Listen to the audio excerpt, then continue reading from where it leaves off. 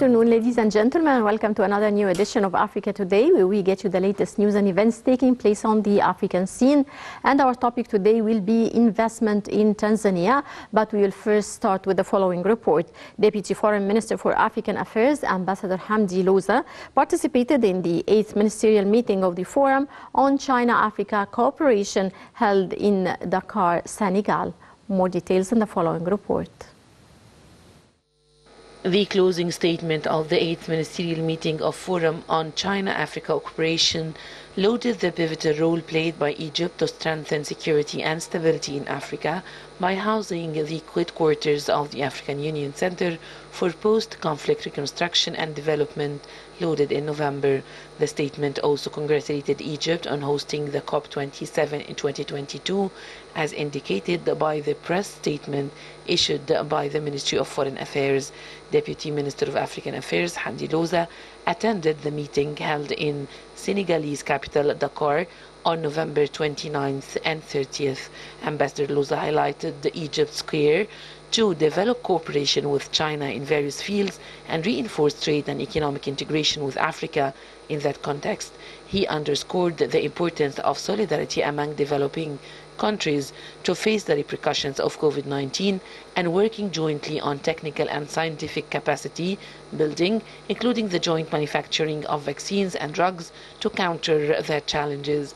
The Deputy Foreign Minister held on the sidelines of bilateral meeting with his Chinese counterpart, discussing fields of joint cooperation within the framework of the comprehensive strategic partnership between both states. They also stressed the necessity of continuous coordination between Egypt and China over regional and international affairs of mutual interest.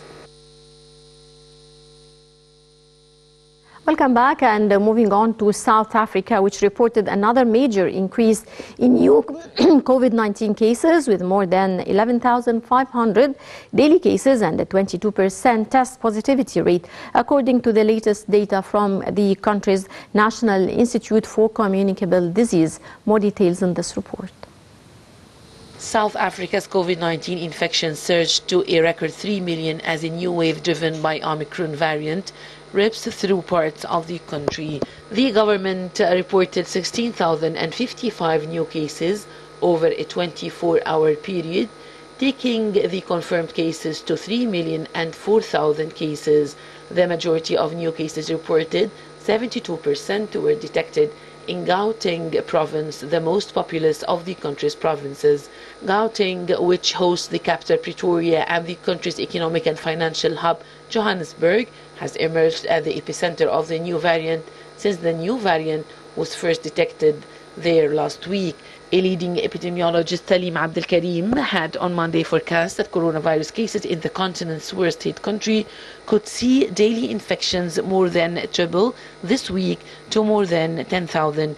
Gauteng province surpassed the projection, recording 11,553 cases. Other provinces recorded more than 1,000 cases a day. The sharp rise in infections is blamed on highly contagious new Omicron strain, which was first reported by South African scientists on November 25th. The numbers of fatalities, however, still remain relatively low, with 25 COVID-19 related deaths being reported on Friday, taking the death toll to 89,944 since the onset of the pandemic. And still with our special report, almost 2 years into the COVID-19 pandemic, Africa is still asking for vaccines. Approximately 7% of Africans are fully vaccinated, compared with about 60% of the U.S. population and upwards of 75% in some wealthy European and Asian nations. More details. Almost 2 years into the COVID-19 pandemic, Africa is still asking for vaccines. Approximately 7% of Africans are fully vaccinated, compared with about 60% of the U.S. population and upwards of 75% in some wealthy European and Asian nations. U.S. Secretary of State Antony Blinken's trip to Kenya, Nigeria and Senegal marked a long overdue change to U.S. policy on Africa after what many Africans saw as an era of indifference and contempt. But many African leaders remain angry over the lack of vaccine access. 6% of Moderna's vaccines, which benefited from U.S. taxpayer-funded technology, have gone to wealthier countries, according to the research group. A November 18th report found that among countries that participated in clinical trials, poorer countries received fewer doses than richer countries of the vaccine that helped test. Richer nations also continue to stockpile vaccines. During a visit to the Institut Pasteur, a biomedical medical research center in Senegal's capital, Dakar, Blinken talked about U.S. commitments to bolster vaccine manufacturing for a range of diseases. By comparison, about 60% of the general population in the U.S. are now fully vaccinated, and this proportion climbs to nearly 70% in UK. Wealthy nations were able to capitalize on that early lead in securing the vaccine, in some cases enough of vaccine their population multiple times over. Canada, the US, the UK and European Union all began COVID-19 vaccines in December 2020. Japan started its rollout in February 2021. Whether the new Omicron variant first identified in Botswana and South Africa arose, there is not possible to say, but the continent's inability to access its fair share of COVID-19 vaccines does increase the likelihood that new variants will appear as the variant continues to spread. Many Africans do want a COVID-19 vaccine, according to a July study published in the journal Nature. The research found COVID-19 vaccine acceptance was much higher in the low and middle income nations, under review that in the US 65% or Russia 28%. The study included countries such as Rwanda, Burkina Faso and Mozambique. Welcome back, dear viewers, and on our main topic for today, the investment in Africa. We're joined over the phone by Ambassador Gamal Fayoumi, former assistant to the foreign minister. Good afternoon, Mr. Ambassador. Good afternoon. Your voice is very low. Sir, can you hear me this way? Yes. Well, sir, talking about investment in Tanzania, Councillor Muhammad Abdul Wahab, CEO of the General Authority for Investment and Free Zones, and a large group of Egyptian businessmen and investors are currently in Tanzania, Dar es Salaam, to enhance joint cooperation in the field of investment. How do you see the significance of this visit? Very important occasion of a chain of important occasions where we are ameliorating and strengthening our relations with the main African partners. Of course, Tanzania, we have a long history with them since Julius Nyerere and Gamal Abdel Nasser. Egypt is building the dam of Julius Nyerere nowadays. This means creating more jobs, opportunities for our real estate companies who are in the field of building real estate. And now investment is the word. Because as you well know, trade took all its chances, and now we are importing 70% of what we are importing in Africa. Yes. We do not produce. Mm-hmm. So it is time to produce whatever we need and to concentrate on things which we are able to produce it, then start to exchange it with our partners in Africa. Good chance, and I hope it will be repeated in many other countries also. Yes. Mr. Ambassador, the forum witnessed a review of investment partnership opportunities between the two countries in various economic sectors, especially agriculture, food, manufacturing, construction, mining and tourism, as Tanzania possesses huge untapped capabilities in these sectors. What's your take on that, sir? Here is the importance of such a visit, because it's not that one high official gentleman is there, but there are some businessmen also there. They know better than any one of us where are the chances to invest, what do Egypt needs from Tanzania, what do Tanzania needs from Egypt, and can we produce this or that. All these goals, and it has to be discussed and explored during a visit like that. And I am confident that any visit like this one would create more and more business, more investment, and more opportunity for job creations for our generation of the two countries. Yes. Mr. Ambassador, the two sides agreed to define a mechanism to facilitate the exchange of investment data and information between the two countries, and also find out about the opportunities available on the ground. Now, how far is this agreement beneficial for both Egypt and Tanzania? This is one activity also which we need, because as you well know, in a free economy, knowledge is the word. We need to know what is going on in Tanzania economy. They need to know what we are producing. So exchange of knowledge, exchange of views, and most of all, exchange of experience, where Egypt, of course, has the best experience among the African countries in many fields, whether it is security, drug trafficking, combating illegal migration, and drug trafficking. Yes. Also, exchange, of course, information about our trade, what they are producing, what we are producing.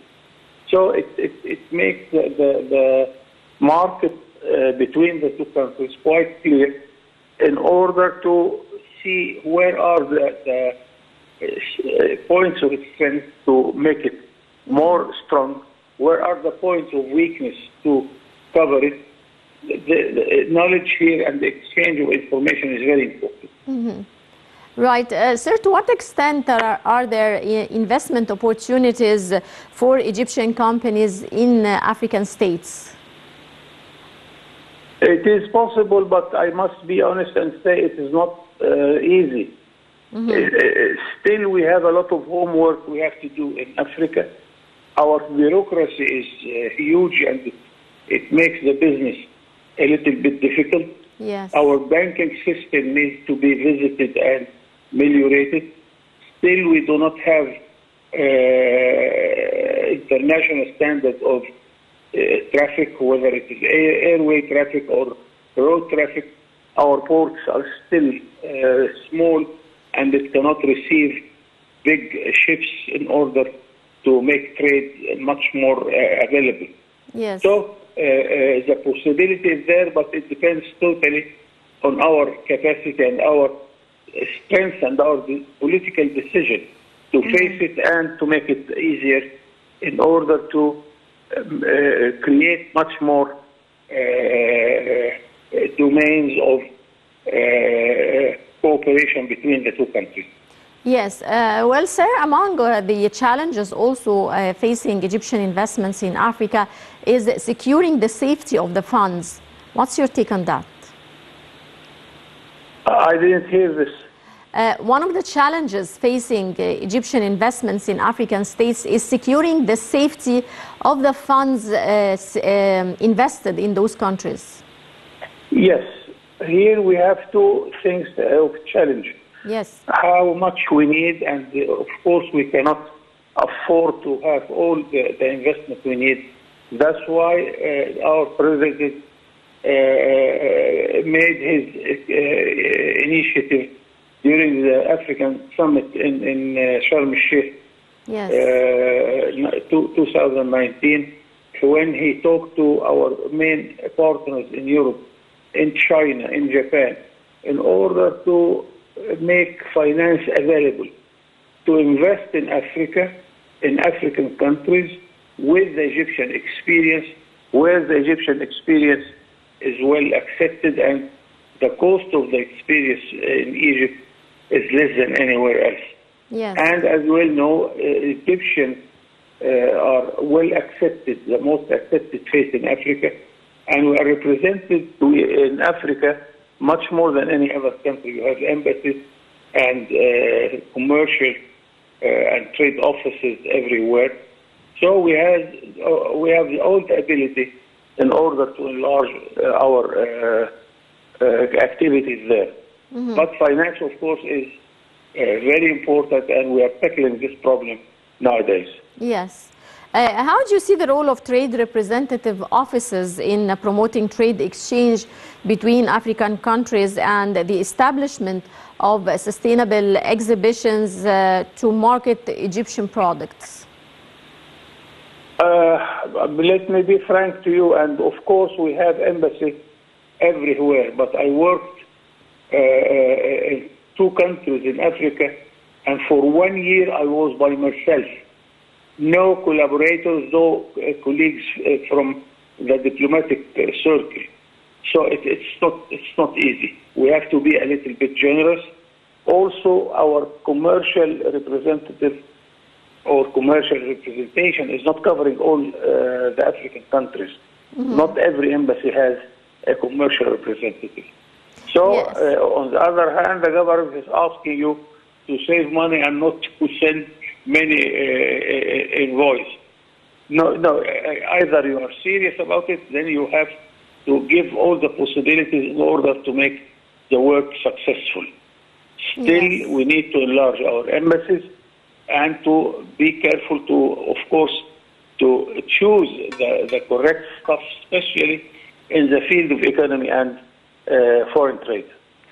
Right. Well, I would like to thank you very much, Ambassador Gamal Bayoumi, former assistant to the Foreign Minister. Many thanks for your insight. And dear viewers, with this we come to the end of this edition of Africa Today. Many thanks for watching, and stay tuned for more coming up here on Nile TV International.